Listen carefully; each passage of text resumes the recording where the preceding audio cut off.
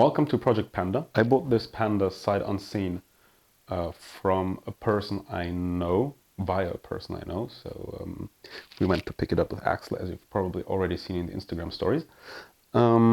This Panda is perfect in every way. It has no rust. It's in a very, very, very good state. I mean, it needs a polish and stuff like that. But the big problem of this car is it has a blown head gasket. It wouldn't be such a big problem if it was the first head gasket. It's on its third head gasket. So the goal is now to investigate why. I have my theory, but I don't know if it's valid. I have my theory that we're going to test later. But for now, the first episode is going to be disassembly. So we need to take the head off. We need to inspect the head. We need to inspect the head gasket. And we need to inspect the head screws, because I think that there's the problem. So yeah, join me on the taking apart of the engine. We're going to only take apart the top of the engine for now. So the engine we're working with here is the Fiat 100 series, like the development of the Fiat 100 series. It is a pushrod chain-driven engine, so that means that the camshaft is in the block and the pushrods come up to activate the valves in the cylinder head. That makes taking apart a lot easier because you don't need to take a timing system apart. Yeah, let's get started. First of all, we need to make a bit of space here. The first thing we're going to do is taking the bonnet off, because that's going to make it a lot easier to work on.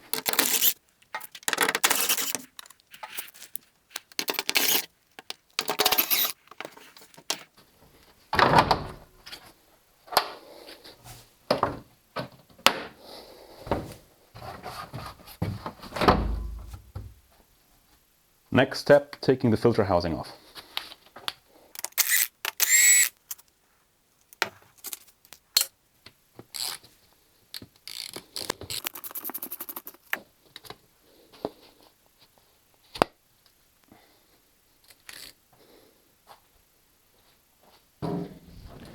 So what we can see here is the whole injector body. This is our fuel injector. This is the cable that goes to the computer. As all the system needs to come out, I will need to disconnect this. But first of all, we got to get rid of this air pipe that goes to the air filter. I think we're going to take out the air filter as a whole, so I don't need to take apart these small pipes. It is pretty astonishing that this pipe is still intact. Normally on Fiats, on Pandas, they're already broken a million times.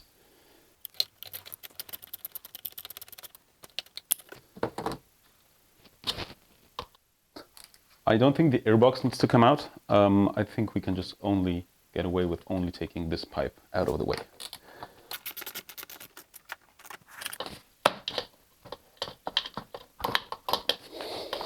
Come on, you. Get off. Come on. Maybe. Give it to me. Give it to me. Come on. Ah. Holy crap. Okay, it's still got a vacuum line attached here. Perfect. This piece is out. Now we're gonna disconnect the radiator hoses. It's gonna make a bit of a mess, but we'll get over it. Then we have to take all of these pipes off here. So we have fuel. Like, we need to clean that up a little bit here. So that's what we're gonna do now. That is the fuel line. Let's fuel in. Stop leaking.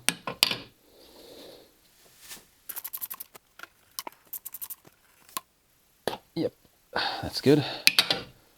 Fuel return is off. This is the part I'm gonna make a mess out of, because we have to crack the coolant lines, and I don't have an appropriate recipient for the coolant, because I don't have a real garage. It's just my personal space here, so yeah, we're gonna make a mess out of it.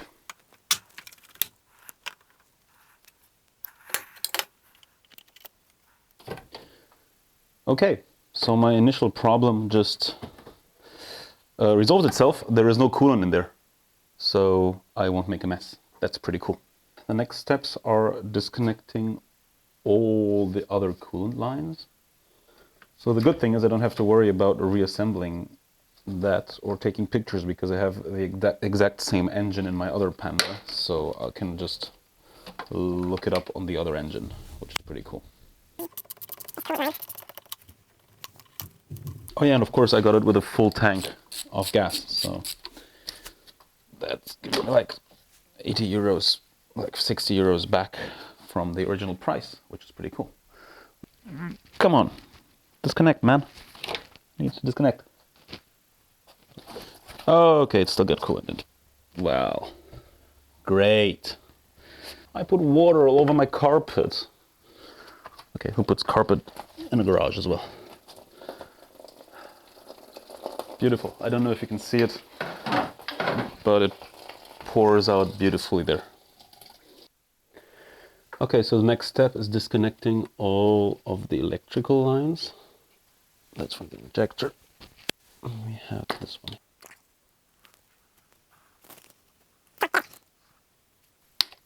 So all that is disconnected. So the harness, we just need to take off these two grounds here. And then we have all the, oh no, is there? Oh yeah, there is this one to disconnect as well. That's spark. Well, this is not that important. I need to take off these ones.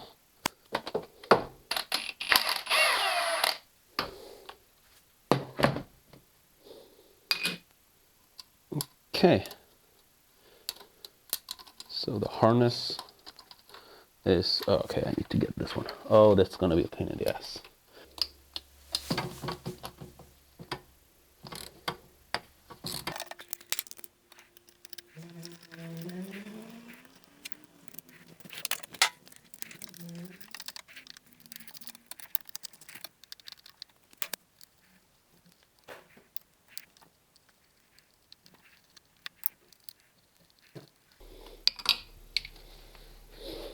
And now we can finally disconnect the connector here that didn't let us, that we had no access to before unplugging.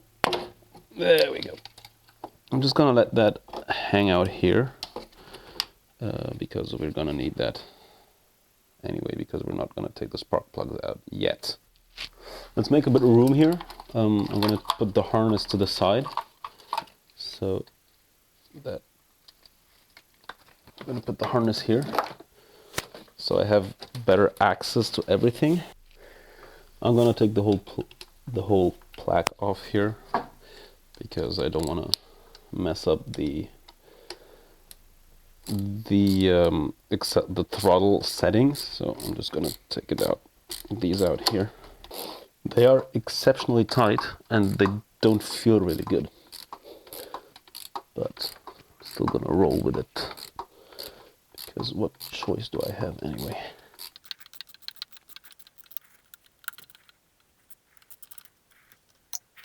Okay, the accelerator cable is off. Now we're going to remove all that. This is the throttle body. It's fixed to the intake, just with these two Allen screws. So we're going to take these out and then we can take the throttle body off. So now we can take off our throttle body. Well, that's only the injector holder, but that's already good. And now the next step is taking all of this off, just like that. So the throttle body is off. So it's a two-part throttle body. We have first here is the injector, and the second part is the actual throttle body. So they just basically taken a carburetor and converted it to injection because that was the way back then. It's a Weber. It's the same system as a Bosch monogetronic system. So yeah, pretty neat, pretty simple, pretty easy. I don't think you have seen it yet, but this is what the engine looks from above. And if you peep in this little breather hole here, I don't know if you can see it, you can see the mayo. You can see that's not supposed to look like that. That is bad. Yeah, I'm gonna try to take it out a bit. Yeah, so as you can see, oil is not supposed to look like that. That is really bad. So this engine definitely has its issues. The next step is our valve cover. And now that I have liberated everything around it, I can finally take it off. This valve cover is held on by, again, Allen screws. I think everyone's least favorite fastener because they strip out so easily. So we're gonna do that by hand and try not to strip it.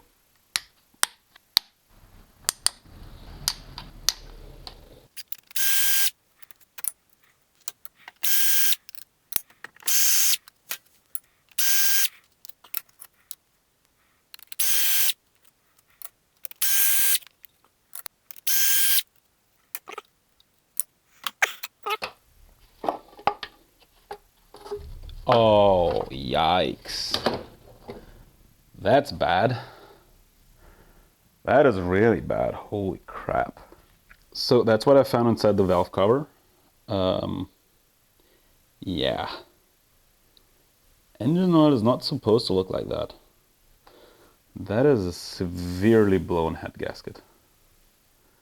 Like, really bad. That is some kind of mayonnaise stuff. They make really good mayonnaise. And inside the valve cover as well. That is absolutely disgusting. Holy crap. Before I take the head off, I need to unscrew the exhaust manifold and the thermostat housing. So that's what we're going to do now.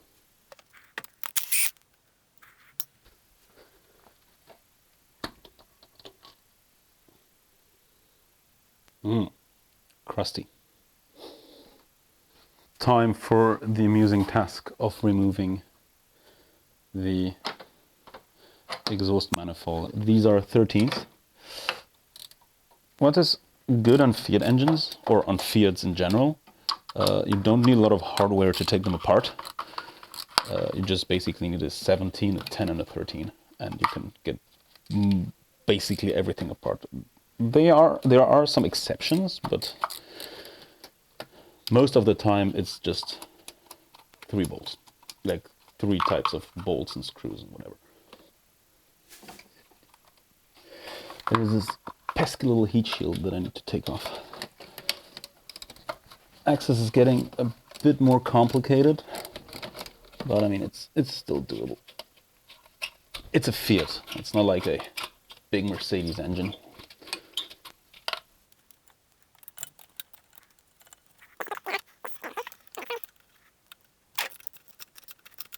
Thank you. God. Okay, now the exhaust manifold can go down. Perfect. As you can see, the exhaust manifold is off. The next step is to undo the lifters. I'm gonna crack them loose first, and then I'm gonna zip them out. I think they're 15s, by the way, which defies from my 3 sizes theory. Yes, they're 15s. They're defiant. I should have known that. Okay, they're not 15s, they're actually 17s. So now we're gonna crack them loose. And zip them out. Now we can take off the rocker arms. Just like that. Perfect. It's time to take out the spark plug cables.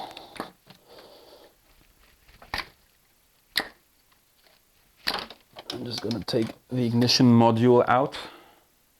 As you can see, with the spark plug still attached, the cable still attached. Now we have access to everything.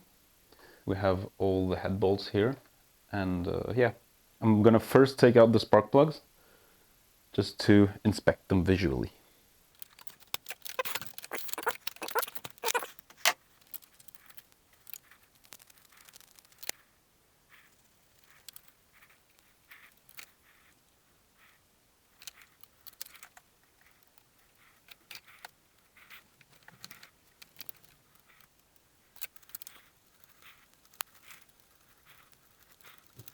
The spark plugs, they look pretty good.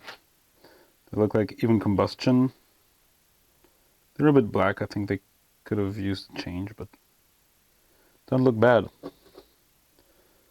Yeah, electrodes are good. There's not too much of a gap. So yeah, spark plugs are okay. Now we're gonna loosen the head bolts. So start here.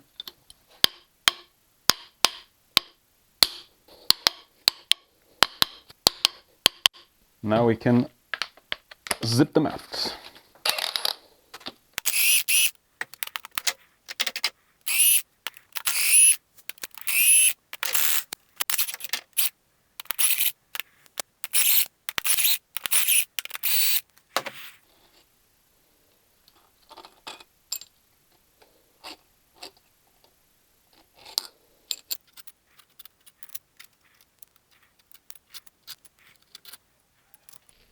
What I forgot to do before is take the push rods out and verify them, so we're gonna do that now. Ooh, they are, it looks like a chocolate latte, whatever that should be. That should not be like that. Wow. Okay. Yeah, we have 8 beautiful push rods. Gonna have a look at them. These are the push rods. They look good. They're not bent. They're straight. So yeah, they look good. No problems on the push rods, except the mayonnaise on them. Now it's time to lift the head off and see what's inside. No, it's not. I forgot the dipstick tube. Well, well, well. Time now to lift the head off. Yeah. So the cylinders as such, they look good. There is nothing bad to see. This one is very clean compared to the others. So, like, I think the middle two are very, very clean. So I think that's where the head gasket was breached. We're gonna see that as soon as I take it out. But as such, it's pretty good. We're gonna have a look at the bores just after that. Okay, this pesky pipe annoys me. So, the head gasket. It is a new one. Come on, get off there. Come on, head gasket. So, the head gasket. This is the head gasket. This is the head gasket. And you can clearly see where it was breached.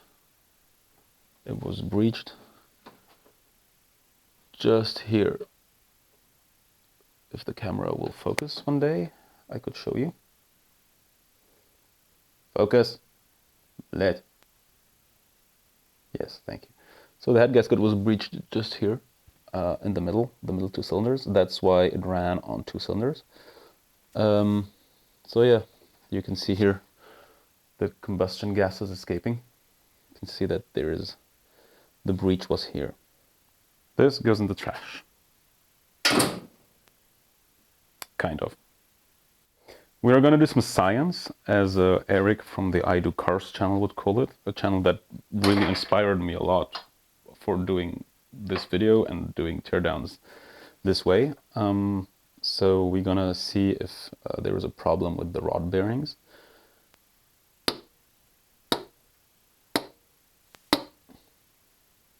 Sounds good. Sounds good to me. Doesn't seem to be a problem with the rod bearings. Now it's time to inspect the bores. That's bore number 1. It looks okay. So there is no significant wear or scratches or whatever. Same thing for number 4.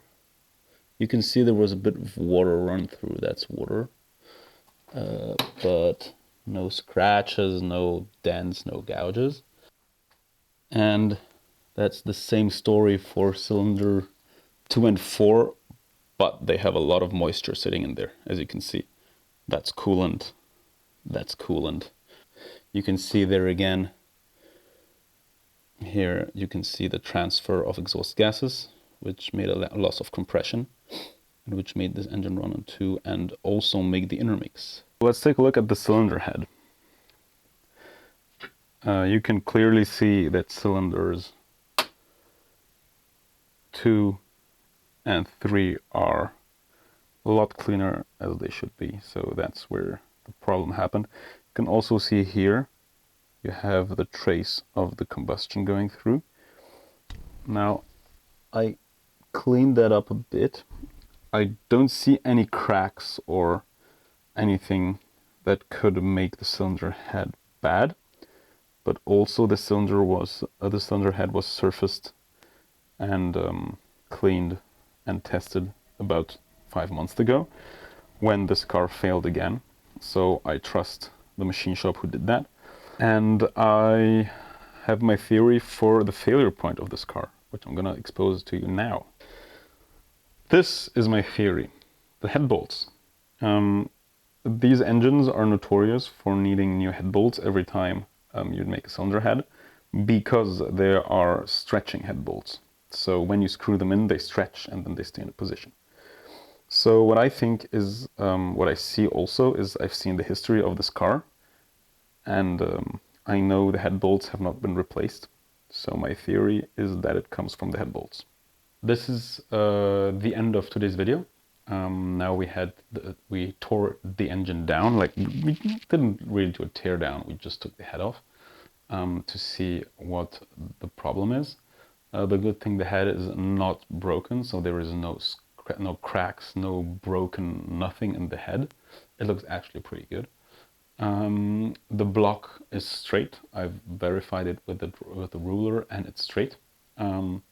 So that leaves my last theory for the end, is that it's the head bolts. The head bolts have never been changed in the 2 times. Yeah, I think it's been done twice. Yeah, the head gasket has been done twice. In the 2 times the head gasket was done, the bolts were never changed, which is an error on Fiat engines, because Fiat engines always need new head bolts because they stretch, and that means that the cylinder head with heat and with usage doesn't line up with the block anymore, because the head bolts don't fix it properly anymore.